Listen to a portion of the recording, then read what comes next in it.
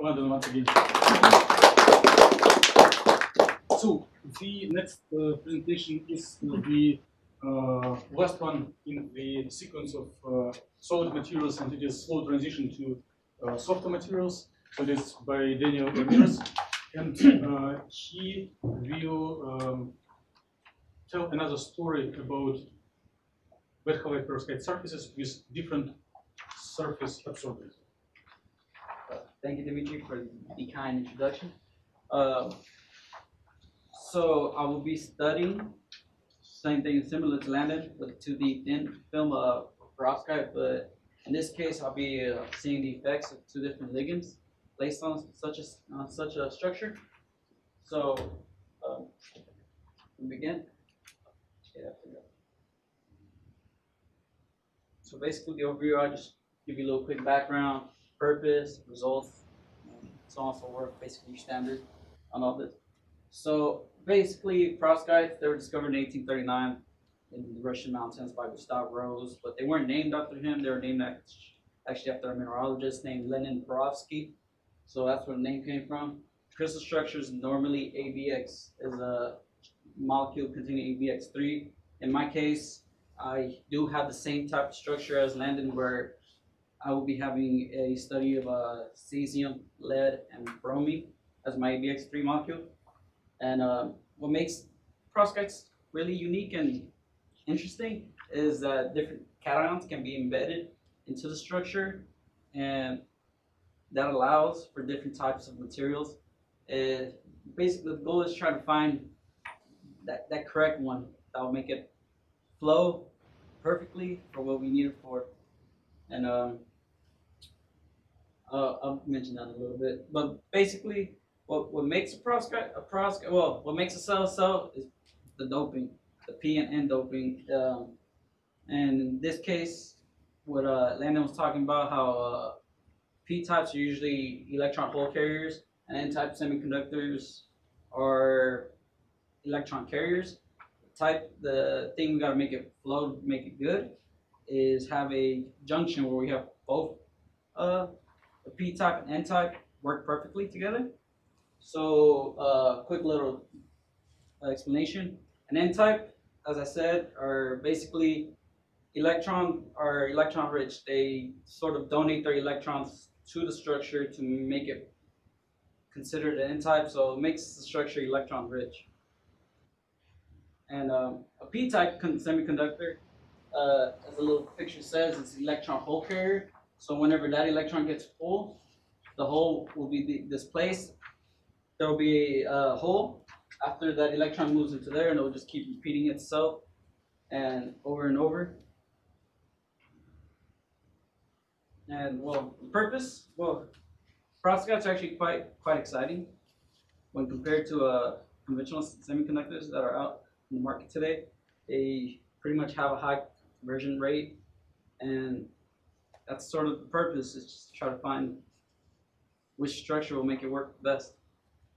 And so one of the things I first did was one of the ligands I first looked at was an acetic acid deprotonated, or otherwise known as just an acetate ion. So in this case, this is what my structure looked like. It's just that's my 2D film. It's a 2x2x2 simulation cell with the acetate ion attached to the surface, with the purple being cesium, the gray being the lead, and the red being my bromine. So when I look at my density of states, I sort of notice at the about -2 electron volts that there's a little white space around the area. This is analogous to a p-type orbital. No, it's not a p-type orbital. I mean a p-type semiconductor, which means it can be readily oxidized, and it makes this a ligand that pretty much can determine itself as a electron hole carrier. So in this type of structure, this is what we call, I guess, a p-type semiconductor, and this ligand will be perfect for that. And whenever I ran this cell, I found a band gap of about -2 eV volts or electron volts. And the other ligand I looked at was ethyl ammonium. So in this case, you see some density past the conduction band, and in this case, as basically vice versa to the other one, this actually makes this a great N-type semiconductor, which makes it a pretty much great electron carrier. So whenever we put those together, well, actually, I apologize. I have a simulation on the ethyl ammonium attaching itself to the surface for the perovskite, and that's sort of what it looked like. I was hoping to be more ambitious and try to have a simulation for all three ligands. The third ligand I'll be talking about in a little bit. It's just jobs are still queued up in NERSC. The moment everybody in class knows how tricky that is to get your jobs to run, but that's beside the point. So the more important one is when we look at both of these together in combination. So whenever we attach our acetate ion and our ethyl ammonium together, we have a band gap of 1.5 electron volts. Our density states over there, and we still see some type of density across the band, but that's probably due to the N-type ligand, our ethyl ammonium. And well, after that, we were able to find absorption, and I'm not sure whether people in the crowd like electron volts or wavelength. I'm more of a wavelength person, but I don't discriminate against electron volts. So basically, we have a high peak around the visible range. It's usually in about the green range at 500 wavelength, 500 nanometers. I apologize. And if you do like electron volts, we have a high transition at about 2.5. And well, whenever it comes to comparing our HOMO and LUMO gaps, apparently me and Lenny like to use the same type of color coding. So blue, for this case, blue is my HOMO, and the red is my LUMO. So we see most of the HOMO and the HOMO density coming from ligands, which in this case, what was interesting is that during the simulation, our ligands ended up bonding to each other, which is kind of hard to explain for me in my part. Do they create the hydrogen bond between oxygen and hydrogen? Excuse me? Do they create a hydrogen bond? This is the reason why they bump to each other. Did he create a hydrogen bond? I think so as well, because right here, this is my carbon. It's bonded in the middle, so. But looks like your hydrogen is really attached towards the oxygen, and if you measure this bond, it probably would be on the range of the hydrogen bond. Right? And yes. This probably explains why your two molecules interact with each other rather than with the surface. Yeah, that's something I guess I didn't really look into too much. I kind of put this together last night. I wish I had more time to look at it, but that helps. Something for me to look forward to and upgrade my knowledge on it. But yeah. So, well, one thing I guess was kind of a little tricky for me was I have no idea where how I ended up getting a HOMO orbital in the middle of my surface. That was something I guess I gotta look into and look down upon it. Well, I guess look at more of the orbitals and levels. I only got a chance to look at the HOMO and LUMO due to time being an issue. But besides the point, we also did find a LUMO orbitals on the surface of the structure, along with some on the methylamine, particularly on the amine site, which is I guess kind of a little interesting to look at. But conclusion, when I was trying to find out, say, the binding energies, I was doing correction after correction after correction. When I first started off, I had a binding energy at about negative 22.5 eV volts, but after doing a couple of quick simulations, I was able to down that to a 12.5 electron volt. But based off the literature, it's more around 5 electron volts, so I got to spend a little bit more time to try to find out I could zone in on that. value, but as I said, I wanted to be more ambitious and show a molecular dynamics of the junction together. That'd be a lot more interesting, but the job is submitted, and if you really want to know, I can get back to you on that. And possibly what I could add to this research is I wanted to see what would be the effect of, say, adding a longer chain instead of ethylamine. I want to try like a propylamine and so on and so forth. I don't know if it'll be much better or nothing, but that's something to look forward to. Or messing around with the other ligands such as formic acid instead of acetic acid and seeing the effects of that and playing around what would happen with all those. And my last slide is I like to thank the HPC cluster in South Dakota for allowing us to borrow their resources. The NERSC cluster too, that's really was useful. Thank everybody in class too. I like this class sort of because we helped each other out. And most importantly, Professor Killen for helping us all semester long and not ripping his hair out whenever we asked him a question. Okay, let's continue. Other questions to this fine gentleman? Oh, lots of questions. Oh, I just have one on the very first slide. You said ABX something. Yeah. What does that mean? What does this mean? Usually ABX3, what that means is obviously our X just means it's a halide. So I'll get back to that. Work out. So ABX3 in this case, A and B are usually our cations, and A is usually surrounded in the middle. It's pretty much one of our heavy metals. Our B is also a metal, but that's going to be surrounded. That's going to be surrounded a lot more around it, and our X is just our halide. So basically, our A will sit in the middle, then our B will bind to our halogens, and so on and so forth is what happened, and looking like a little orthorhombic structure. Anybody else? Mr. Barton? Question about density of, can you go to one of your density of states diagrams?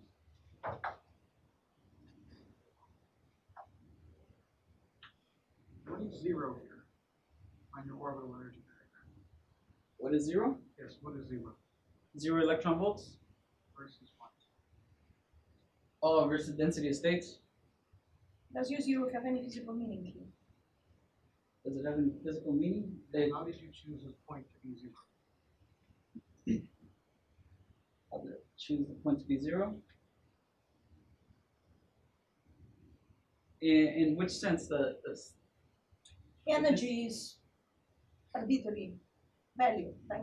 Yeah. So your 0 point you can choose wherever. You can put 0 as HOMA, you can put 0 as your 1s orbital from the core electrons, right? Mm-hmm. So how did you choose this?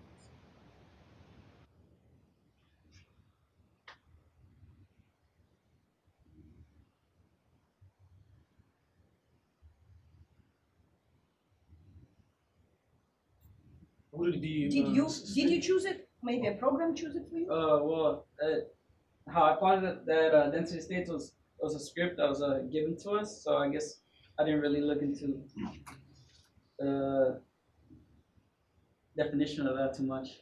Apologize. So, what does density of state shows? Density of which states? The densities of, well, I guess the homos. Orbitals. Yeah. Okay. And where do you get the energies of orbitals? The charge density. Can you elaborate on this a little bit more? Where, just practically, as a user, where do you take it from? Where these energies are? Well, I guess where they're more likely possible where electron would exist at. Do you know what is Fermi energy? Fermi energy, yeah, but I just guess I can't come up with a definition Any of that. definition?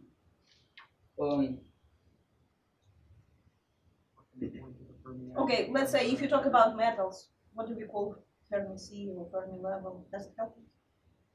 Talk about metals, I guess transition energies. Can you point Fermi energy on your telescope slits? Just by finger. Just be all red. What is it? By finger or by given number. Basically, red. 2? -2? Or something different? Point once again. We do not see it. -6. No. Fermi energy is one value. Oh, so. Not the range. Oh, so we just right there at the range, -2. Okay. And where do you get energies of orbitals?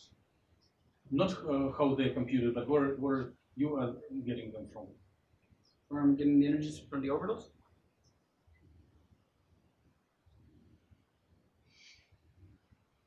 On, I guess, the surface of the atoms? No. Which equations are solved in order to give you these energies? You can browse through the manual and not manual, through the write-up and in your writing or in writing with someone else, tell where they are coming from.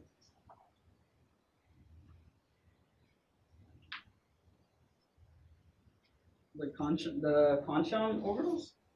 So their energies, where they are coming from? From the structure. No.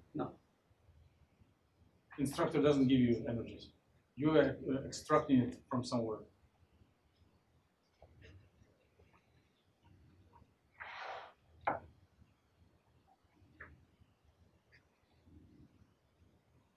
Maybe the class can help. I hope that this answer, probably at least some of you might know. Energies are eigenenergies of the eigenvalue problem, so they're fictitious. So iteratively produces these eigenenergies.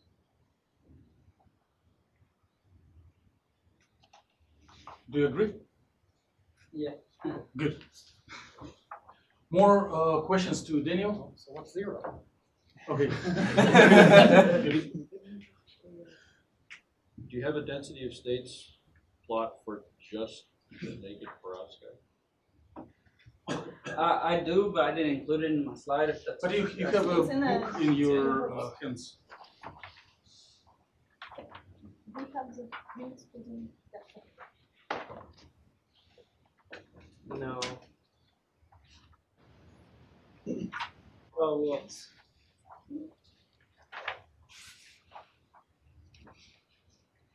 Without any evidence, you have such. I just guess that these values were just obtained from the calculations as they are given from your software, right, VASP or whatever you were using. And technically, the scripts which you probably were using to create the doors, they should have also maybe include the information on the energy Fermi, which actually gives you the energy where you have all levels below the energy Fermi are occupied, all levels above the energy Fermi unoccupied. And technically, usually it's very common when people choose 0 to be equals to the energy Fermi. Means you take your energy as calculated, subtract the Fermi energy. And Fermi energy is also usually provided by this software.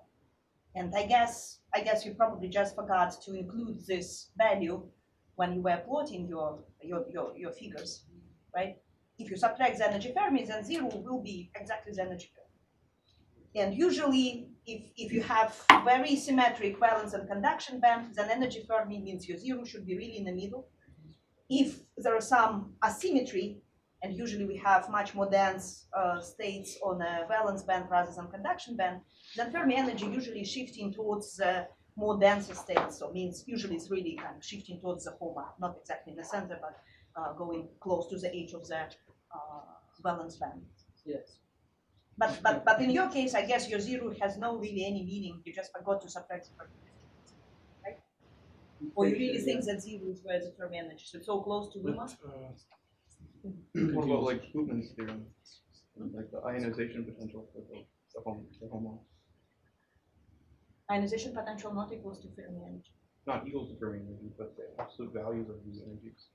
Yeah, It's important. It's physical. well, if you can use ionization potential as your 0 if you want to, but No. but this is not the division. I mean, then your scale will be completely different, right? Because your ionization energy, it's energy needed to free the electron, to make electron completely free. It's really huge energies in this case, right? let me conclude the discussion. The eigenvalues of Kohn-Sham equation are computed without additional approximations. Everything, all approximations are included in DFT. And those energies, in approximate way, according to Koopman's theorem, provide energy of ionization and affinity, energies of orbitals. The density of states that Daniel is showing are literally the energies that are computed by Kohn-Sham equation without shift of the 0-point energy. It is not shifted to the Fermi. And maybe it is what Professor Parent originally wanted to ask. But then you zero, if you claim in this, then your luma equals to the affinity energy, right? And then it's It zero. means that in this system it is yes. Affinity energy is zero. Yes. It But is, this is something what people measure, and it's never zero. this model doesn't have ligands and substrate. So it could be consequences of the structure. But you are correct in that, in Luma state, it will be almost free electron, according to taken approximations. This is what is generated by software.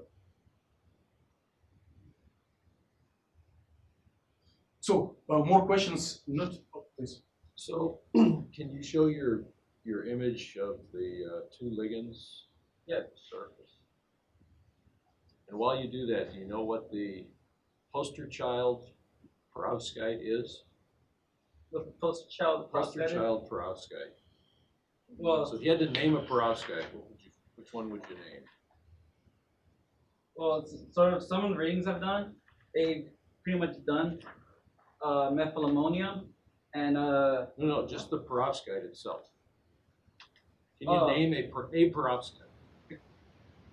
Pick a Perovskite. What would you name? oh, based off like the okay, I'll help you out. How about barium titanate? Right? You consider that to be a Perovskite. yeah.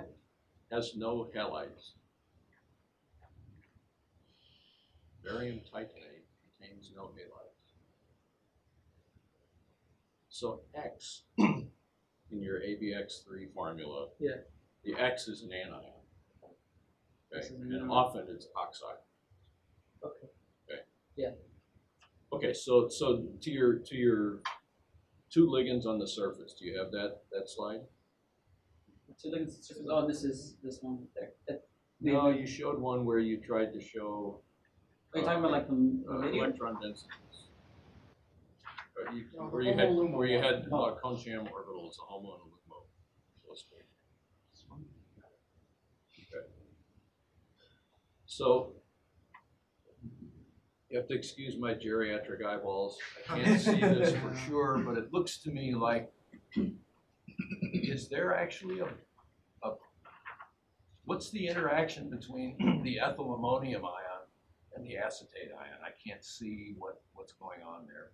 There's a small, as Spilana mentioned, there is a H bonding in between the acetate ion and the carbon nearest to the amine group. So from the ethyl ammonium ion, which heavy atom would be the best hydrogen bond donor? Nitrogen or carbon? The methylene carbon or the ammonium nitrogen? It'd be the nitrogen. So why do you suppose there's a hydrogen But there are oxygen there. bond between a methylene carbon and an acetate oxygen? No, it's not carbon, it's a hydrogen there. The question is hydrogen bond is the sharing of a hydrogen atom between two heavy atoms, right? Oh, And okay. he's illustrated it between a methylene carbon and an acetate oxygen, if I'm seeing this correctly. You are. Does that seem chemically reasonable? When I noticed this too yesterday, not really, but it was probably due to a couple of things. I probably didn't let it optimize all the way. So if I did use my chemical intuition, then I would continue the simulation again. But since it's presentation day, I had to show what I had at the time. Okay. And it's, like I said, it's something I pretty much gotta look.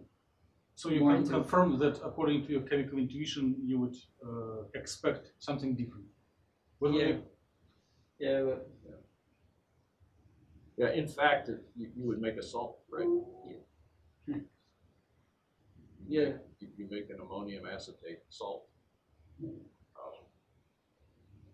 So that not just hydrogen bonding, but the Coulombic interaction between the acetate and the ammonium ion would be quite strong. Right? Yes. If you sort of think about non-bonded interaction. Both are ions, so you have plus on your ammonia and you have negative charge on your carboxylated, whatever it is. Yeah, I mean, yeah, that's true. My nitrogen on that ethylamine is a positive charge, and the acetate ion is negative charge. But I still would have seen it. I think how he was trying to say it, how they would bond to each other, because I mean there shouldn't be any charges in the carbon, so I don't see why there would be hydrogen bonding in between here. But it's something that I wish I had more time before I could discuss so maybe the follow-on question is, we're looking at a two-dimensional projection of a three-dimensional system here. So just to be clear, is it possible that the ammonium ion and the acetate ion are at different depths? Are they really as close together as they appear to be here? When I remember in my simulation, I think I had them set at about 3 angstroms apart from each other. So Okay, so they are. Right. We need to go on the program, but let me add, because it's really exciting discussion. So in practical applications that Daniel didn't cover with all depth, the ligands are covering surface of semiconductor at one monolayer, 100%.